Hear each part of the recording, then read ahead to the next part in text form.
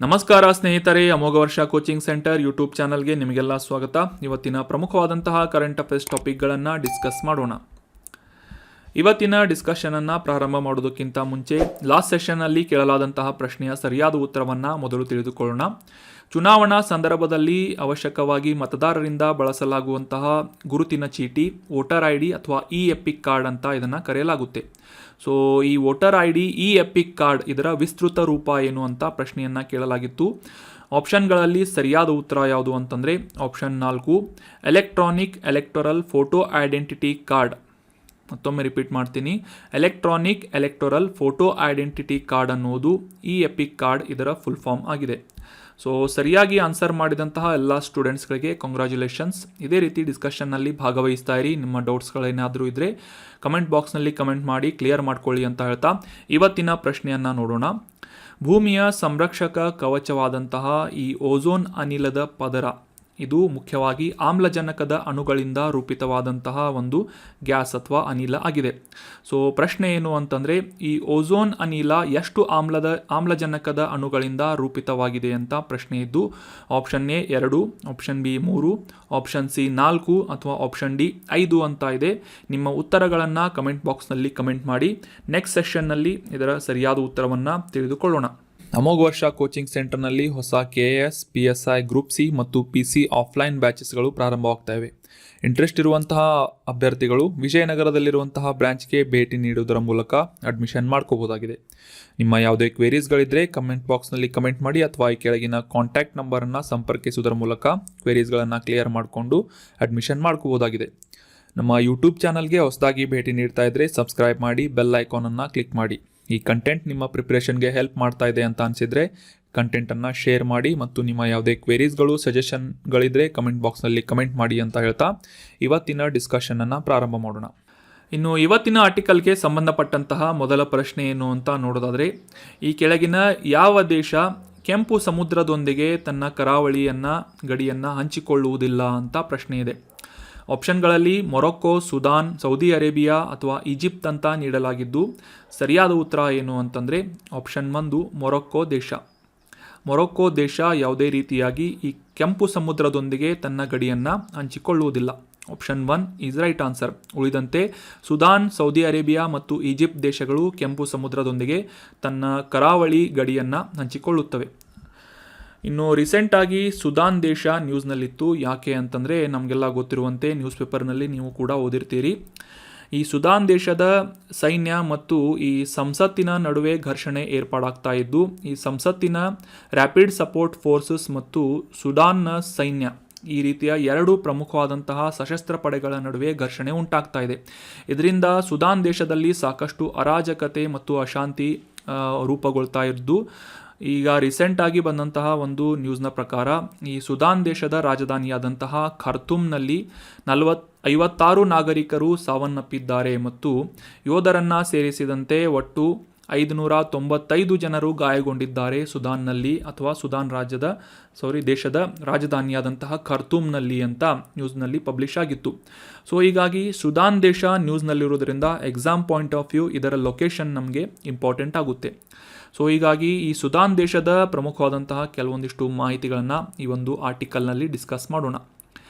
ಆಗಲೇ ಡಿಸ್ಕಸ್ ಮಾಡಿದ ಹಾಗೆ ಈ ಸುದಾನ್ ದೇಶದ ರಾಜಧಾನಿ ಯಾವುದು ಅಂತಂದರೆ ಖಾರ್ತೂಮ್ ಅನ್ನುವ ನಗರ ಈ ಸುದಾನ್ನ ರಾಜಧಾನಿಯಾಗಿದೆ, ಕ್ಯಾಪಿಟಲ್ ಸಿಟಿ ಆಗಿದೆ. ನಮಗೆಲ್ಲ ಗೊತ್ತಿರುವ ಹಾಗೆ ಜಗತ್ತಿನಾದ್ಯಂತ ಇರುವಂತಹ ನದಿಗಳಲ್ಲಿ ಅತಿ ಉದ್ದವಾದಂತಹ ನದಿ ನೈಲ್ ನದಿ ಆಗಿದೆ. ನೈಲ್ ನದಿ ಮತ್ತು ಇದರ ಪ್ರಮುಖವಾದಂತಹ ಉಪನದಿಗಳು ಈ ಸುದಾನ್ ದೇಶದ ಪ್ರದೇಶದಲ್ಲಿ ಹರಿದು ಹೋಗುವಂತಹ ಒಂದು ಪ್ರದೇಶ ಸುದಾನ್ ರಾಷ್ಟ್ರ ಆಗಿದೆ. ಸೊ ಇದು ಮುಖ್ಯವಾಗಿ ಪ್ರಸ್ಥಭೂಮಿಗಳಿಂದ ಕೂಡಿದಂತಹ ರಾಷ್ಟ್ರವಾಗಿದೆ ಸುದಾನ್ ದೇಶ. ಅಷ್ಟೇ ಅಲ್ಲದೆ ಈ ಒಂದು ದೇಶದಲ್ಲಿ ಮುಸ್ಲಿಮರ ಜನಸಂಖ್ಯೆ ಹೆಚ್ಚಾಗಿರುವುದರಿಂದ ಸಾಮಾನ್ಯವಾಗಿ ಈ ಒಂದು ಅರೇಬಿಕ್ ಭಾಷೆಯನ್ನು ಈ ಮುಸ್ಲಿಂ ಜನಾಂಗದವರು ಅಥವಾ ಸುದಾನ್ ದೇಶದಲ್ಲಿ ಮಾತನಾಡಲಾಗುತ್ತದೆ. ಸೊ ಅಷ್ಟೇ ಅಲ್ಲದೆ ಅರೇಬಿಕ್ ಭಾಷೆ ಪ್ರಾಥಮಿಕವಾದಂತಹ ಭಾಷೆಯಾಗಿದ್ದು ಅಧಿಕೃತವಾಗಿ ಸರ್ಕಾರದ ವಾಣಿಜ್ಯ ಮತ್ತು ನಗರ ಜೀವನಗಳಲ್ಲಿ ಬಳಸಲಾಗುವಂತಹ ಭಾಷೆ ಅರೇಬಿಕ್ ಭಾಷೆಯಾಗಿದೆ. ಸುದಾನ್ ದೇಶದ ಅಧಿಕೃತ ಭಾಷೆ ಅರೇಬಿಕ್ ಭಾಷೆಯಾಗಿದೆ. ಸೊ ಇನ್ನು ಈ ಒಂದು ಇಮೇಜ್ನಲ್ಲಿ ಅಥವಾ ಮ್ಯಾಪ್ನಲ್ಲಿ ಕ್ಲಿಯರ್ ಆಗಿ ಅಂಡರ್ಸ್ಟ್ಯಾಂಡ್ ಮಾಡ್ಕೋಬೋದು ನೀವು. ಸುದಾನ್ ದೇಶ ನಮಗೆಲ್ಲ ಗೊತ್ತಿರುವ ಹಾಗೆ ಆಫ್ರಿಕಾ ಖಂಡದ ಉತ್ತರ ಭಾಗದಲ್ಲಿ ಬರುವಂತಹ, ಅದರಲ್ಲಿ ಸ್ಪೆಸಿಫಿಕ್ ಆಗಿ ನೋಡ್ಕೊಳ್ಳೋದಾದರೆ ಆಫ್ರಿಕಾ ಖಂಡದ ಈಶಾನ್ಯ ಭಾಗದಲ್ಲಿ ಬರುವಂತಹ ರಾಷ್ಟ್ರ ಸುದಾನ್ ದೇಶ ಆಗಿದೆ.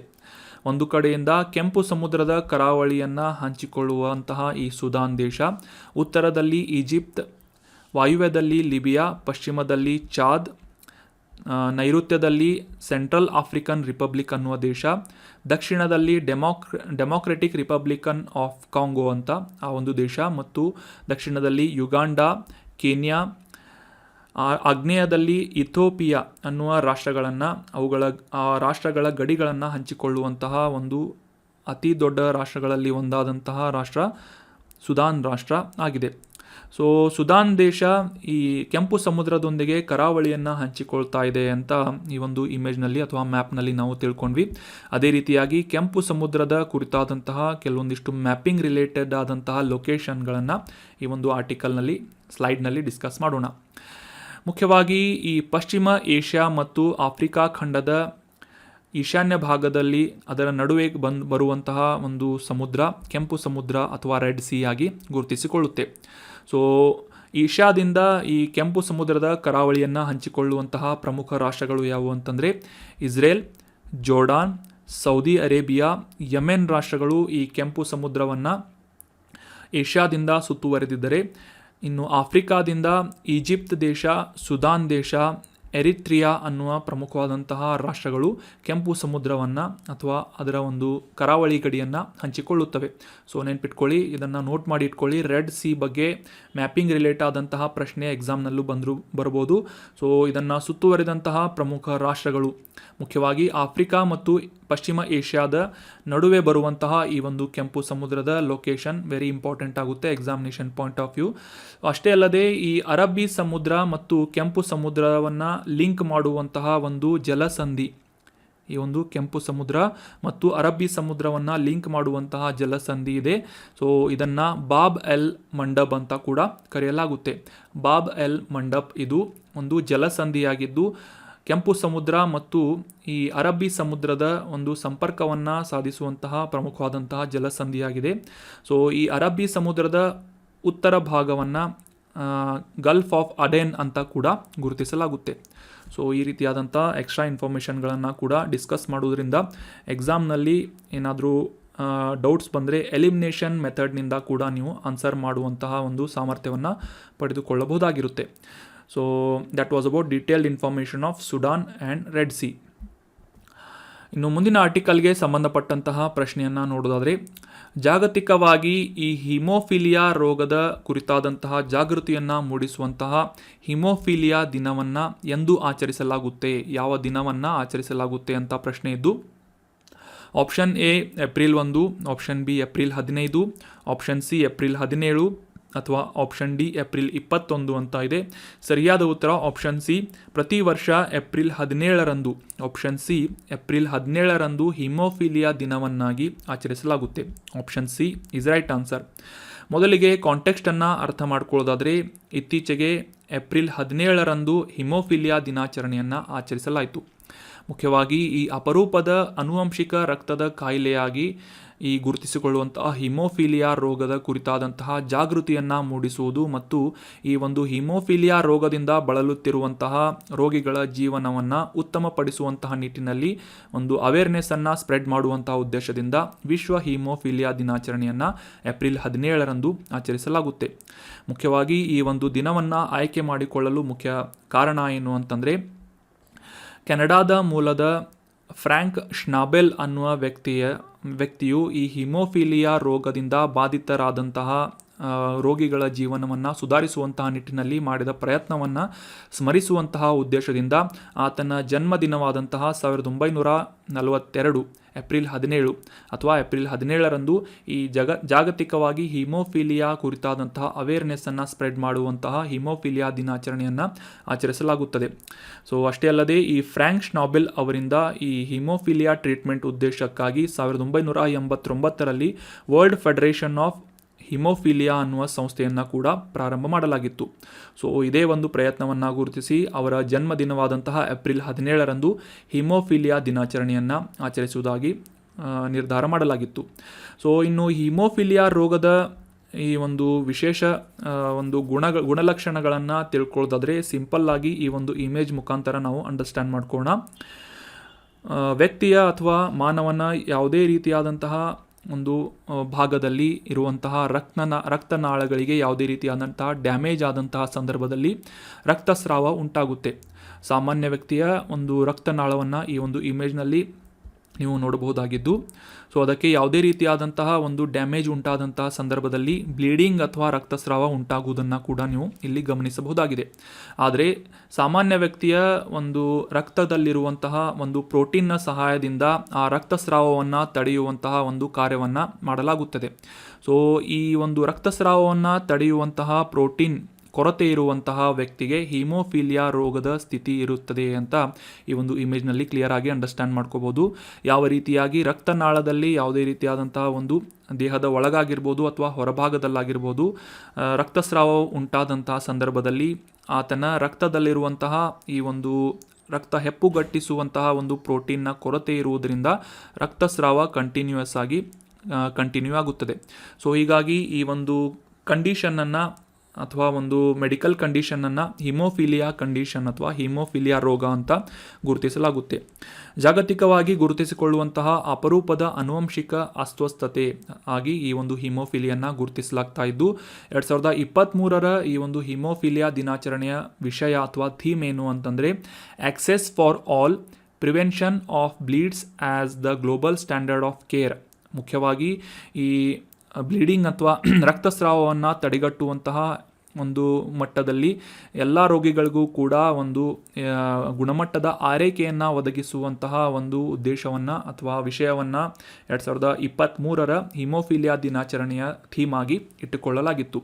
ಸೊ ಆಗಲೇ ಡಿಸ್ಕಸ್ ಮಾಡಲಾದ ಹಾಗೆ ಈ ಹಿಮೋಫಿಲಿಯಾ ಅನ್ನುವುದು ಒಂದು ಆನುವಂಶಿಕ ಅಸ್ವಸ್ಥತೆಯಾಗಿದ್ದು ರಕ್ತ ಹೆಪ್ಪುಗಟ್ಟುವಿಕೆಯ ರೂಪಿಸುವಂತಹ ಪ್ರೋಟೀನ್ಗಳ ಕೊರತೆಯಿಂದ ದೇಹದ ಸಾಮರ್ಥ್ಯವನ್ನು ಕಡಿಮೆಯಾಗಿ ಹೊಂದಿದಂತಹ ರೋಗಿಗಳನ್ನು ಹಿಮೋಫಿಲಿಯಾದಿಂದ ಅಸ್ವಸ್ಥ ರೋಗಿ ಅಂತ ಗುರುತಿಸಲಾಗುತ್ತದೆ. ಆಗಲೇ ಡಿಸ್ಕಸ್ ಮಾಡಿದ ಹಾಗೆ ಇಮೇಜ್ನಲ್ಲಿ ತಿಳಿದುಕೊಂಡ ಹಾಗೆ ಈ ರಕ್ತ ಹೆಪ್ಪುಗಟ್ಟುವಿಕೆಗೆ ಅವಶ್ಯಕವಾದಂತಹ ಪ್ರೋಟೀನ್ಗಳ ಕೊರತೆಯಿಂದ ಈ ರಕ್ತಸ್ರಾವ ಆಗುವಂತಹ ಸಂದರ್ಭದಲ್ಲಿ ಆ ರೋಗಿ ರಕ್ತ ಹೆಪ್ಪುಗಟ್ಟಿಸುವಂತಹ ಒಂದು ಸಾಮರ್ಥ್ಯವನ್ನು ಕಳೆದುಕೊಳ್ತಾ ಹೋಗ್ತಾನೆ. ಸೊ ಇದು ಸಾಮಾನ್ಯವಾಗಿ ಜಾಗತಿಕವಾಗಿ ಸರ್ವೆಯನ್ನು ಮಾಡಿದ ಪ್ರಕಾರ ಸ್ತ್ರೀಯರಿಗಿಂತ ಹೆಚ್ಚಾಗಿ ಪುರುಷರಿಗೆ ಹಿಮೋಫಿಲಿಯಾ ಉಂಟಾಗುವಂತಹ ಸಾಧ್ಯತೆ ಹೆಚ್ಚಾಗಿರುತ್ತೆ ಅಂತ ಕೂಡ ಗುರುತಿಸಲಾಗಿದೆ. ಸೊ ಸಾಮಾನ್ಯವಾಗಿ ಈ ಒಂದು ಹಿಮೋಫಿಲಿಯಾಕ್ಕೆ ಯಾವುದೇ ರೀತಿಯಾದಂತಹ ನಿರ್ದಿಷ್ಟವಾದಂತಹ ಟ್ರೀಟ್ಮೆಂಟ್ ಇಲ್ಲದೆ ಹೋದರೂ ಕೂಡ, ಚಿಕಿತ್ಸೆ ಇಲ್ಲದೆ ಹೋದರೂ ಕೂಡ ಹೆಪ್ಪುಗಟ್ಟುವಿಕೆಯನ್ನು ಉತ್ತೇಜಿಸುವಂತಹ ನಿಟ್ಟಿನಲ್ಲಿ ಔಷಧಿಗಳನ್ನು ನೀಡಲಾಗುತ್ತೆ ಆಯಾ ರೋಗಿಗಳಿಗೆ. ಅಷ್ಟೇ ಅಲ್ಲದೆ ಈ ಒಂದು ರಕ್ತಸ್ರಾವದಿಂದ ಹಾನಿ ಉಂಟಾದಂತಹ ವ್ಯಕ್ತಿಗೆ ಶಸ್ತ್ರಚಿಕಿತ್ಸೆಗಳ ಮೂಲಕ ಟ್ರೀಟ್ಮೆಂಟನ್ನು ಅಥವಾ ಚಿಕಿತ್ಸೆಗಳನ್ನು ಸಾಮಾನ್ಯವಾಗಿ ನೀಡಲಾಗುತ್ತೆ. So that was about detailed information of haemophilia. ಇನ್ನು ಮುಂದಿನ ಆರ್ಟಿಕಲ್ಗೆ ಸಂಬಂಧಪಟ್ಟಂತಹ ಪ್ರಶ್ನೆ ಅಂತಾರಾಷ್ಟ್ರೀಯ ವಿಷಯಕ್ಕೆ ಸಂಬಂಧಪಟ್ಟಂತಹ ಪ್ರಶ್ನೆಯಾಗಿದ್ದು, ನಮಗೆಲ್ಲ ಗೊತ್ತಿರುವಂತೆ ಈ ಗ್ಲೋಬಲ್ 7 ಅನ್ನುವ ಈ ಒಂದು ಗುಂಪಿನಲ್ಲಿ ಯಾವ ರಾಷ್ಟ್ರ ಈ ಒಂದು ಸದಸ್ಯತ್ವವನ್ನು G7 ಸದಸ್ಯತ್ವವನ್ನು ಹೊಂದಿಲ್ಲ ಅಂತ ಗುರುತಿಸಬೇಕಾಗಿದ್ದು, option 1 Russia, option 2 USA, option 3 Japan ಅಥವಾ ಆಪ್ಷನ್ 4 ಇಟಲಿ ಅಂತ ಇದೆ. ಸರಿಯಾದ ಉತ್ತರ ಆಪ್ಷನ್ 1 ರಷ್ಯಾ ಯಾವುದೇ ರೀತಿಯಾಗಿ G7 ಸದಸ್ಯ ರಾಷ್ಟ್ರ ಆಗಿಲ್ಲ. ಉಳಿದಂತೆ USA, ಜಪಾನ್ ಮತ್ತು ಇಟಲಿ ಈ 3 ರಾಷ್ಟ್ರಗಳು ಕೂಡ ಈ G7 ಗುಂಪಿನ ಸದಸ್ಯತ್ವವನ್ನು ಹೊಂದಿವೆ. So option 1 Russia is right answer.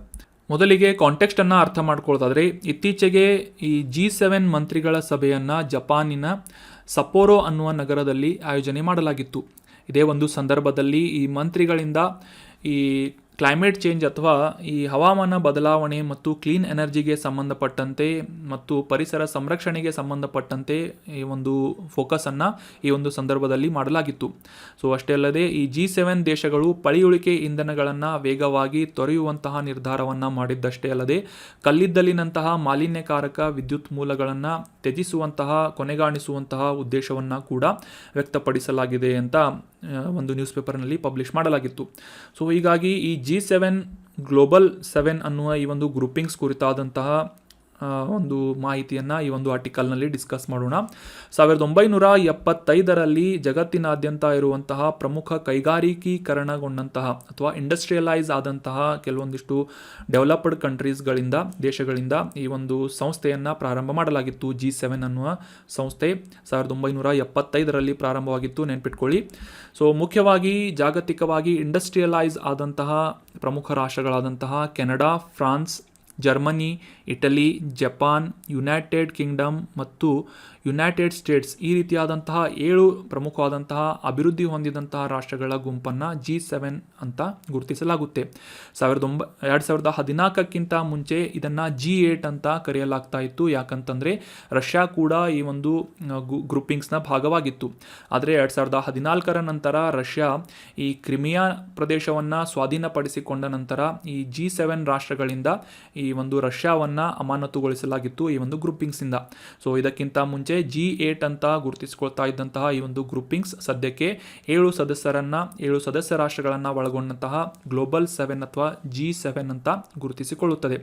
So ಈ ಒಂದು ಗ್ರೂಪಿಂಗ್ಸ್ನ ಮುಖ್ಯ ಉದ್ದೇಶ ಏನು ಅಂತಂದರೆ ಜಾಗತಿಕವಾಗಿ ಆರ್ಥಿಕ ಆಡಳಿತ, ಅಂತಾರಾಷ್ಟ್ರೀಯ ಭದ್ರತೆ ಮತ್ತು ಇಂಧನ ನೀತಿಯಂತಹ ಪ್ರಮುಖವಾದಂತಹ ಜಾಗತಿಕ ಸಮಸ್ಯೆಗಳ ಕುರಿತಾದಂತಹ ಚರ್ಚೆಯನ್ನು ನಡೆಸುವಂತಹ ವಾರ್ಷಿಕವಾದಂತಹ ಸಭೆ ಈ ಗ್ರೂಪಿಂಗ್ಸ್ ಅಥವಾ G7 ಗ್ರೂಪಿಂಗ್ಸ್ ಆಗಿದೆ. ವಾರ್ಷಿಕವಾಗಿ ಈ ಒಂದು G7 ಮಂತ್ರಿಗಳ ಸಭೆಯನ್ನು ಆಯೋಜನೆ ಮಾಡುವಂತಹ ರಾಷ್ಟ್ರ ಏನಿರುತ್ತೆ ಅದು ಅಧ್ಯಕ್ಷತೆಯನ್ನು ವಹಿಸಿಕೊಳ್ಳುವಂತಹ ಒಂದು ವಾಡಿಕೆ ಈ ಒಂದು G7 ಹೊಂದಿದೆ. ಸೊ 2022ರ ಒಂದು ರೆಕಾರ್ಡ್ನ ಪ್ರಕಾರ ಈ G7 ರಾಷ್ಟ್ರಗಳು ವಿಶ್ವದ ಜನಸಂಖ್ಯೆಯ 10% ಜನಸಂಖ್ಯೆಯನ್ನು ಹೊಂದಿದ್ದು ಜಾಗತಿಕವಾಗಿ ಜಾಗತಿಕ GDP ಅಥವಾ ಗ್ರಾಸ್ ಡೊಮೆಸ್ಟಿಕ್ ಪ್ರೊಡಕ್ಷನ್ ಏನಂತ ಕರಿತೇವೆ GDP ಅಂತ. ಸೊ ಜಾಗತಿಕವಾಗಿ ಈ 7 ರಾಷ್ಟ್ರಗಳು 31% GDPಯನ್ನು ಹೊಂದಿವೆ. ಅಷ್ಟೇ ಅಲ್ಲದೆ ಜಾಗತಿಕ ಇಂಗಾಲದ ಡೈಆಕ್ಸೈಡ್ ಹೊರಸೂಸುವಿಕೆಯ 21% ಈ 7 ರಾಷ್ಟ್ರಗಳು ಹೊಂದಿವೆ ಅಂತ 2022ರಲ್ಲಿ ರೆಕಾರ್ಡ್ ಮಾಡಲಾಗಿತ್ತು. So examination point of view important ಏನು ಅಂತಂದರೆ ಸದ್ಯಕ್ಕೆ G7 ರಾಷ್ಟ್ರಗಳು ಯಾವುವು ಅಂತಂದರೆ Canada, France, Germany, Italy, Japan, United Kingdom ಮತ್ತು ಯುನೈಟೆಡ್ ಸ್ಟೇಟ್ಸ್. ಯಾವುದೇ ರೀತಿಯಾಗಿ ಭಾರತ, ಚೀನಾ, ಪಾಕಿಸ್ತಾನ ಆಗಿರ್ಬೋದು ಈ ರೀತಿಯಾದಂತಹ ಏಷ್ಯಾದ ಪ್ರಮುಖ ರಾಷ್ಟ್ರಗಳು ಈ G7ನ ಸದಸ್ಯತ್ವವನ್ನು ಹೊಂದಿಲ್ಲ. ನೆನ್ಪಿಟ್ಕೊಳ್ಳಿ, ರಷ್ಯಾ ಕೂಡ ಈ G7ನ ಸದಸ್ಯತ್ವವನ್ನು ಹೊಂದಿಲ್ಲ. ಇನ್ನು ಮುಂದಿನ ಆರ್ಟಿಕಲ್ಗೆ ಸಂಬಂಧಪಟ್ಟಂತಹ ಪ್ರಶ್ನೆಯನ್ನು ನೋಡೋದಾದರೆ ಈ ಕೆಳಗಿನ ಯಾವ ರಾಜ್ಯದಲ್ಲಿ ಬರ್ನಾವಾಪರ್ ಅನ್ನುವ ವನ್ಯಜೀವಿ ಅಭಯಾರಣ್ಯ ಲೊಕೇಟ್ ಆಗಿದೆ ಅಂತ ಗುರುತಿಸಬೇಕಾಗಿದೆ. ಆಪ್ಷನ್ಗಳಲ್ಲಿ ಅಸ್ಸಾಂ, ಆಪ್ಷನ್ 2 ಛತ್ತೀಸ್ಗಢ, ಆಪ್ಷನ್ 3 ಪಶ್ಚಿಮ ಬಂಗಾಳ ಅಥವಾ ಆಪ್ಷನ್ 4 ಜಾರ್ಖಂಡ್ ಅಂತ ಇದೆ. ಸೊ ಸರಿಯಾದ ಉತ್ತರ ಆಪ್ಷನ್ 2 ಛತ್ತೀಸ್ಗಢ ರಾಜ್ಯದಲ್ಲಿ ಈ ಬರ್ನಾವಾಪರ್ ಅನ್ನುವ ವನ್ಯಜೀವಿ ಅಭಯಾರಣ್ಯ ಲೊಕೇಟ್ ಆಗಿದೆ. So option 2 is right answer. ಮೊದಲಿಗೆ ಈ ಬರ್ನಾವಾಪರ್ ಅನ್ನುವ ವನ್ಯಜೀವಿ ಅಭಯಾರಣ್ಯ ನ್ಯೂಸ್ನಲ್ಲಿ ಯಾಕೆ ಇತ್ತು ಅಂತ ಕಾಂಟೆಕ್ಸ್ಟನ್ನು ಅರ್ಥ ಮಾಡ್ಕೊಳ್ಳೋದಾದರೆ ಇತ್ತೀಚೆಗೆ ಅಸ್ಸಾಂನಿಂದ 4 ಉಪವಯಸ್ಕ ಭಾರತೀಯ ಕಾಡು ಎಮ್ಮೆಗಳನ್ನು ಛತ್ತೀಸ್ಗಢ ಅರಣ್ಯಕ್ಕೆ ಸ್ಥಳಾಂತರಿಸಲಾಗಿದೆ ಅಂತ ಯಶಸ್ವಿಯಾಗಿ ಶಿಫ್ಟಿಂಗ್ ಮಾಡಲಾಗಿದೆ ಅಂತ ನ್ಯೂಸ್ನಲ್ಲಿ ಪಬ್ಲಿಷ್ ಆಗಿತ್ತು. ಸೊ ಹೀಗಾಗಿ ಛತ್ತೀಸ್ಗಢದಲ್ಲಿರುವಂತಹ ಈ ಬರ್ನಾವಾಪರ್ ವನ್ಯಜೀವಿ ಅಭಯಾರಣ್ಯದಲ್ಲಿ ಈ ಒಂದು ಕಾಡು ಎಮ್ಮೆಗಳನ್ನು ಸಾಗಿಸಲಾಗಿದ್ದು ಈ ಛತ್ತೀಸ್ಗಢದ ಬರ್ನಾವಾಪರ್ ವನ್ಯಜೀವಿ ಅಭಯಾರಣ್ಯದ ಅಥವಾ ವೈಲ್ಡ್ ಲೈಫ್ ಸ್ಯಾಂಕ್ಚುರಿ ಕುರಿತಾದಂತಹ ಮಾಹಿತಿಗಳನ್ನು ಡಿಸ್ಕಸ್ ಮಾಡೋಣ. ಸೊ ಅದಕ್ಕಿಂತ ಮುಂಚೆ 2023 ಫೆಬ್ರವರಿಯಲ್ಲಿ ಅಸ್ಸಾಂನ ಮಾನಸ್ ಹುಲಿ ಸಂರಕ್ಷಿತ ಪ್ರದೇಶದಿಂದ ಈ ಭಾರತೀಯ ಕಾಡು ಎಮ್ಮೆಗಳನ್ನು ಛತ್ತೀಸ್ಗಢ ಅರಣ್ಯಕ್ಕೆ ಸಾಗಿಸುವಂತಹ ಒಂದು ನಿರ್ಧಾರವನ್ನು ಕೈಗೊಳ್ಳಲಾಗಿತ್ತು.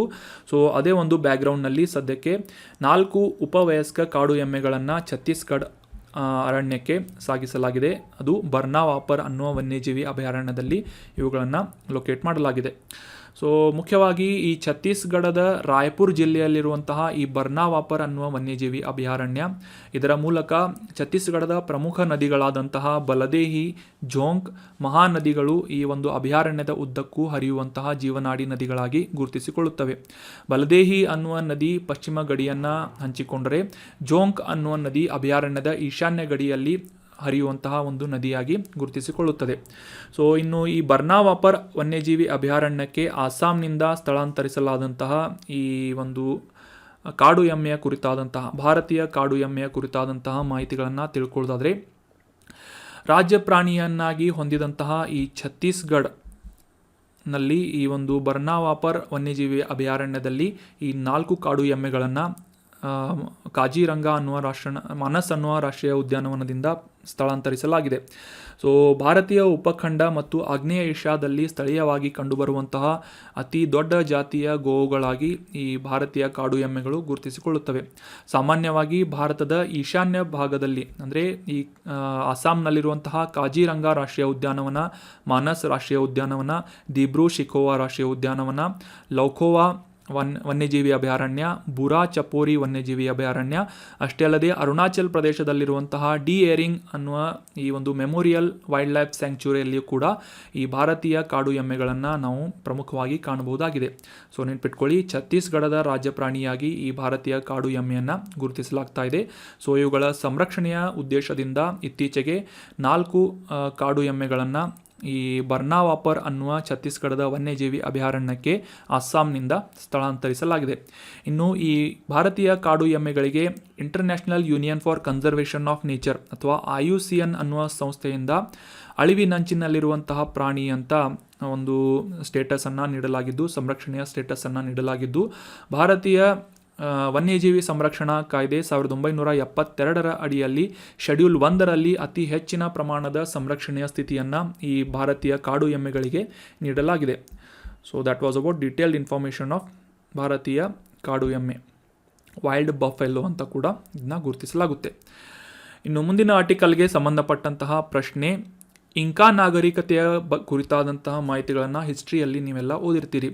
ಸೊ ಪ್ರಶ್ನೆ ಏನು ಅಂತಂದರೆ, ಈ ಇಂಕಾ ನಾಗರಿಕತೆ ಪ್ರಬುದ್ಧತೆಯನ್ನು ಪಡೆದಂತಹ ಸ್ಥಳ ಯಾವುದು, ಎಲ್ಲಿ ಇದು ಈ ಒಂದು ನಾಗರಿಕತೆ ಪ್ರಾರಂಭವಾಗಿತ್ತು ಅಂತ ಪ್ರಶ್ನೆ ಇದೆ. Option 1 Italy, option 2 Saudi Arabia, option 3 ಪೆರು ಅಥವಾ ಆಪ್ಷನ್ 4 ಮೊರಕ್ಕೋ ಅಂತ ನೀಡಲಾಗಿದ್ದು, ಸರಿಯಾದ ಉತ್ತರ ಆಪ್ಷನ್ 3 ಪೆರು ದೇಶದಲ್ಲಿ ಈ ಇಂಕಾ ನಾಗರಿಕತೆ ಪ್ರಾರಂಭವಾಗಿತ್ತು. So option 3 is right answer. ಮೊದಲಿಗೆ ಈ ಇಂಕಾ ನಾಗರಿಕತೆ ಇತ್ತೀಚೆಗೆ ನ್ಯೂಸ್ನಲ್ಲಿ ಯಾಕೆ ಇತ್ತು ಅಂತ ಕಾಂಟೆಕ್ಸ್ಟನ್ನು ಅರ್ಥ ಮಾಡ್ಕೊಳ್ಳೋದಾದರೆ, ಈ ಪೆರು ದೇಶದ ಆ್ಯಂಡೀಸ್ ಪರ್ವತ ಶ್ರೇಣಿಯ ಕಂಡುಬರುವಂತಹ ಈ ಇಂಕಾ ನಾಗರಿಕತೆಗೆ ಸಂಬಂಧಪಟ್ಟಂತೆ ಈ ಅರ್ಧ ಸಹಸ್ರಮಾನ ಅಂದರೆ 500 ವರ್ಷಗಳ ಹಿಂದೆ ನಿರ್ಮಿಸಲಾದಂತಹ ಇಂಕಾ ಸ್ನಾನದ ಸಂಕೀರ್ಣವನ್ನು ಪತ್ತೆ ಹಚ್ಚಲಾಗಿದೆ ಪುರಾತತ್ವಜ್ಞರಿಂದ ಅಂತ ನ್ಯೂಸ್ನಲ್ಲಿ ಪಬ್ಲಿಷ್ ಆಗಿತ್ತು.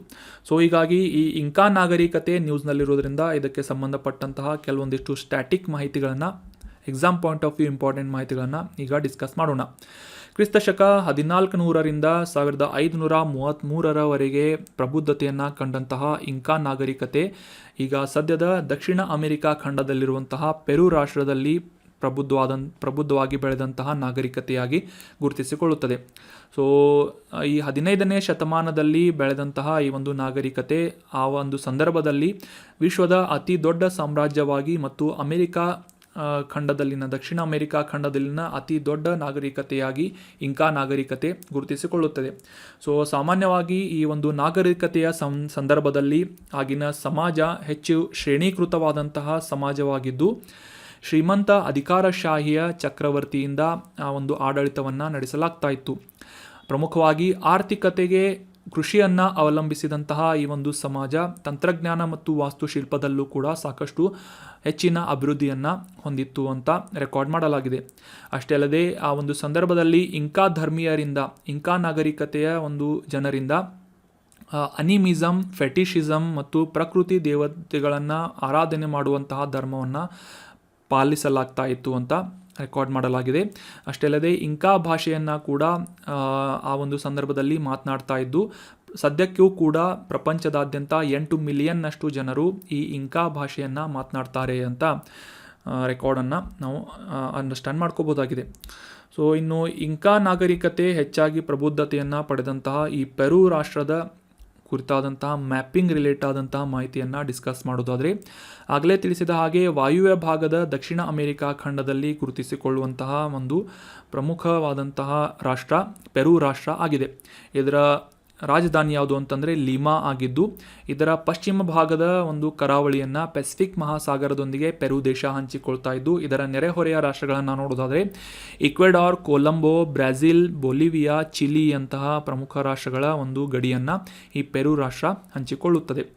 So that was about detailed information of Peru and Inca civilisation. ಈಗ ಡಿಸ್ಕಸ್ ಮಾಡಲಾದಂತಹ ಎಲ್ಲ ಆರ್ಟಿಕಲ್ಸ್ಗಳನ್ನು ಮತ್ತೊಮ್ಮೆ ರಿವೈಸ್ ಮಾಡಿಬಿಡೋಣ. ಮೊದಲನೇ ಆರ್ಟಿಕಲ್ನಲ್ಲಿ ಸುಡಾನ್ ಕುರಿತಾದಂತಹ ಪ್ರಮುಖ ಮಾಹಿತಿಗಳನ್ನು, ಇದರ ಮ್ಯಾಪಿಂಗ್ ರಿಲೇಟ್ ಆದಂತಹ ಸಾಕಷ್ಟು ಮಾಹಿತಿಗಳನ್ನು, ರೆಡ್ ಸಿ ಕುರಿತಾದಂತಹ ಮಾಹಿತಿಗಳನ್ನು ಡಿಸ್ಕಸ್ ಮಾಡಿದ್ವಿ.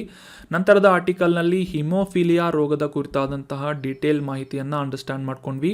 ಜಗತ್ತಿನಾದ್ಯಂತ ಈ ಹಿಮೋಫಿಲಿಯಾ ರೋಗದ ಅವೇರ್ನೆಸ್ಸನ್ನು ಸ್ಪ್ರೆಡ್ ಮಾಡುವಂಥ ಉದ್ದೇಶದಿಂದ ಏಪ್ರಿಲ್ 17 ಇಂಟರ್ನ್ಯಾಷನಲ್ ಹಿಮೋಫಿಲಿಯಾ ಡೇ ಅಂತ ಆಚರಿಸಲಾಗುತ್ತೆ ಅಂತ ತಿಳ್ಕೊಂಡ್ವಿ. ನಂತರ ಈ G7 ಅನ್ನುವ ಅಂತಾರಾಷ್ಟ್ರೀಯ ಗ್ರೂಪಿಂಗ್ಸ್ ಕುರಿತಾದಂತಹ ಮಾಹಿತಿಗಳನ್ನು ಡಿಸ್ಕಸ್ ಮಾಡಿದ್ವಿ. ಇದರಲ್ಲಿ ಸದಸ್ಯತ್ವವನ್ನು ಹೊಂದಿದಂತಹ ಪ್ರಮುಖ ರಾಷ್ಟ್ರಗಳು ಯಾವುವು ಅಂತ ಕೂಡ ಅಂಡರ್ಸ್ಟ್ಯಾಂಡ್ ಮಾಡ್ಕೊಂಡ್ವಿ. ನಂತರ ಛತ್ತೀಸ್ಗಢದ ಬರ್ನಾವಾಪರ ಅನ್ನುವ ವನ್ಯಜೀವಿ ಅಭಯಾರಣ್ಯದ ಕುರಿತಾದಂತಹ ಮಾಹಿತಿಗಳನ್ನು ಡೀಟೇಲ್ ಆಗಿ ಅಂಡರ್ಸ್ಟ್ಯಾಂಡ್ ಮಾಡ್ಕೊಂಡ್ವಿ. ಇತ್ತೀಚೆಗೆ ಈ ಒಂದು ವನ್ಯಜೀವಿ ಅಭಯಾರಣ್ಯಕ್ಕೆ ಅಸ್ಸಾಂನಿಂದ ಭಾರತೀಯ ಕಾಡು ಎಮ್ಮೆಗಳನ್ನು ಸಾಗಿಸಲಾಗಿದೆ, 4 ಕಾಡು ಎಮ್ಮೆಗಳನ್ನು ಸ್ಥಳಾಂತರಿಸಲಾಗಿದೆ ಸಂರಕ್ಷಣೆಯ ಉದ್ದೇಶದಿಂದ ಅಂತ ತಿಳ್ಕೊಂಡ್ವಿ.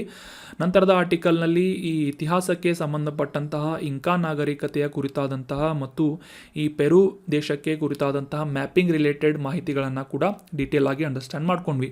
So that was all about today's articles. ಈ ಕಂಟೆಂಟನ್ನು ನಿಮ್ಮ ಎಲ್ಲ ಫ್ರೆಂಡ್ಸ್ಗಳ ಜೊತೆ ಶೇರ್ ಮಾಡಿ ಮತ್ತು ಈ ನೋಟ್ಸ್ಗಳನ್ನು ಟೆಲಿಗ್ರಾಮ್ ಚಾನಲ್ನಲ್ಲಿ ಡೌನ್ಲೋಡ್ ಮಾಡಿಕೊಳ್ಬಹುದಾಗಿದೆ ಅಂತ ಹೇಳ್ತಾ thank you so much for joining the discussion.